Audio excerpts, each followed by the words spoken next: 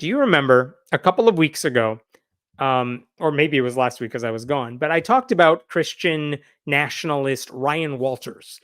He is the Oklahoma Superintendent of Public Instruction. That's this guy right here.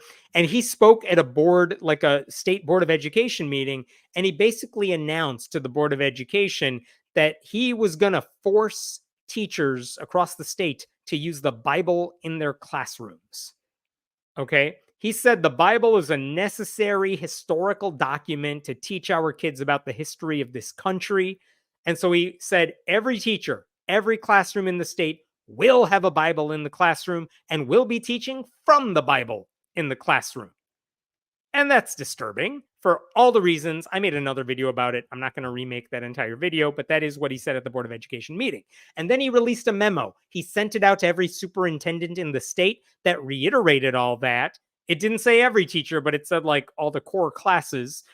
But it said, why are we doing this? Because the Bible has substantial influence on our nation's founders and the foundational principles of our Constitution. And then it said in print at the very bottom, adherence to this mandate is compulsory, immediate, and strict compliance is expected, which is a very scary thing to get if you're a superintendent of a school district, right? It was very disturbing.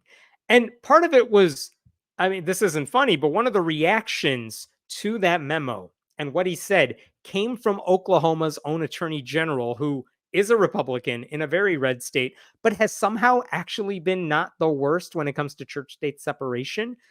And when Ryan Walters said all that, the attorney general of the state of Oklahoma came out and said, the Bible's already legal in the classrooms. Like if a teacher wanted to use it to compare and contrast, like the book of Genesis to Gilgamesh or something, like you can already do that. If a history teacher wanted to cite the Bible to make a point about, they already have the right to do that. So like it was kind of a low key way of saying you don't have to listen to the memo because it's already legal to use the Bible if you want to. But the attorney general did not say everyone has to use it. And church state separation groups all issued press releases saying this is horrible, but no one's filed a lawsuit yet because there's an open question about how seriously anyone should take his memo. And this is not a law. Also, it's the summer. School hasn't started yet. So no one's filed a lawsuit over this yet because there's nothing to sue over. So, with that in mind, that is what we talked about last time. I read an article this week that was surprising in the best possible way because the news outlet, I'm trying to find the statement here, a news outlet by the name of the Norman Transcript, the Norman, Oklahoma Transcript, they spoke with Nick Migliorino. I'm going to call him Nick. He's the superintendent of the Norman Public Schools. And basically, the newspaper reporter asked the superintendent of one of the largest school districts in the state of Oklahoma, hey, are you all going to use the Bible in the classroom? And I want to show you what the superintendent said, because it was a wonderful response. Look at this. Migliorino said that won't happen in his district's classrooms. I'm just going to cut to the chase on that. Norman Public Schools is not going to have our Bibles in our classrooms, and we're not going to require our teachers to teach from the Bible, he said. The standards are clear, and our curriculum is very clear, and we are not going to deviate from that. I don't know. I'm just going to be direct on that one. And then he went on to say later on, we're going to follow the law. We're going to provide a great opportunity for our students. We're going to do right by our students and right by our teachers, and we're not going to have Bibles in our classrooms, which is an incredible thing for a superintendent to say. And I'm not sure why he said it now. And like, school hasn't started yet. You're going to see a lot more statements like that, I hope, in the coming weeks. But as far as I could tell, that was the first superintendent who explicitly said, yeah, we're not listening to Ryan Walters about this. Like, consequences be damned, we're not doing it, which is fantastic. And so then a different reporter reached out to Ryan Walters' office basically to say, hey, the superintendent said they're not going to listen to you. What do you have to say about that? And here's the response from Ryan Walters' office. Oh, yes, they will, is all the spokesperson told the reporter. the most infantilizing statement I could think of. Like, they're literally sticking their fingers in the ear like, "No, no, no, no, no." I can't do that. Oh, yes, they will. That's the best Ryan Walters came up with right there. By the way, there are plenty of other news outlets that have reported on this. They fact check what Oklahoma law says about teaching the Bible in schools. Here, I'll save you some time. The law says you can't do it. You can't force kids to read the Bible. They have the ability to if they want to, but you can't force teachers to teach from it. You can't force students to read it against their will, at least in a religious sense. It's not a homework assignment or something like that. So everyone is saying we don't know what the hell's going on because it seems like Ryan Walters has no authority. It doesn't seem like he can do the things he is doing. And for now, though, Ryan Walters is just sticking to it. He isn't saying anything else. Um, we're gonna find out. This is all gonna come to a head within the next few weeks as school gets started up again, and they're gonna have a fight about this. And Ryan Walters wants to have this fight, and I'll tell you why. I'm gonna make a prediction now. You can rub it in my face if it doesn't come through. If Donald Trump wins the election, Ryan Walters wants to be the next Betsy DeVos. He wants to be Secretary of Education. And the way to get in Trump's good graces is by doing the craziest Christian nationalist shit imaginable. And that's why he's doing all this, because he is like the highest profile guy involved in education right now. It's either him or all the pro voucher Republicans who are bankrupting their states and destroying their public schools. So Ryan Walters looks real good right now to the MAGA cultists. If Trump does not win the election, if Biden steps down and someone else gets in his place, if Trump does not win, I have a feeling Ryan Walters will tone it down because there's nowhere else for him to go. I don't know if that's going to happen. I hope that's what happens, but that's where I think this will go.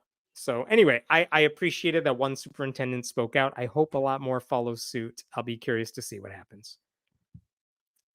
I'll stop there before I get to the next thing. Oh, thanks, Elizabeth. Ryan Walters is a not nice being whose politics lead to the self unliving of a non binary student. Yeah, I get that. Next, Benedict.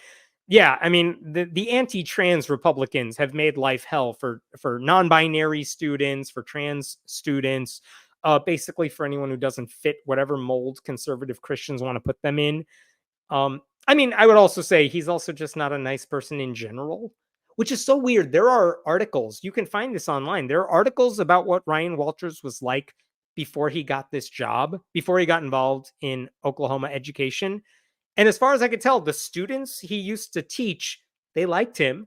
And the students he used to coach, I think he was a tennis coach, they really liked him. And if you ask them now, so what's up with Ryan Walters? They're all like, we don't know what happened to that guy. Like, that is not the guy who worked with us. It's kind of the same comments you're hearing about JD Vance now. Because like 5 years ago, everyone who knew JD Vance, including, by the way, a trans person who said he gave her a gift after she had top surgery, they all really liked the guy. They were charmed by him. And if you ask them now, hey, you know JD Vance, what's he like? They're all like, who is this guy? He's not the same guy. And I don't know if his beliefs changed or he just recalculated all his positions for the sake of political ambition. But there are these people who will just say and do whatever, no matter how cruel it is, just to get higher in Republican politics because they reward that sort of thing. It's sad. It's sad that that's what's driving them. Like, because you can fantasize in your minds just like I can. What would you do if you had a certain amount of power? And I don't know. I cannot imagine for the life of me. I would say, let me think about how I can hurt as many people as possible. Like, I don't know. That would never cross my mind. And yet, that seems to be the driving force for some of these people. Man, I'm really not caring for that guy. Now he's investigating a teacher after the libs on TikTok person called out a comment she made about Trump after the rally.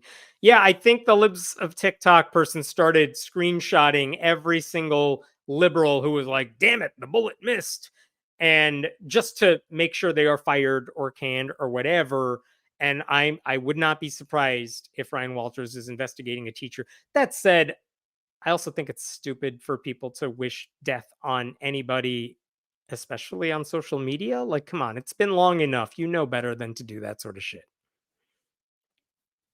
So they want teachers coerced to use the Bible, not using it for what they deem the right reasons, what they deem are the right reasons. Same side that argues humanity gave humanity free will. I'm sorry, I'm not reading that correctly, but yeah, they want teachers to use the Bible. And this is a question I raised like last week or weeks earlier, which is what if a teacher uses the Bible, but like I'm a science teacher?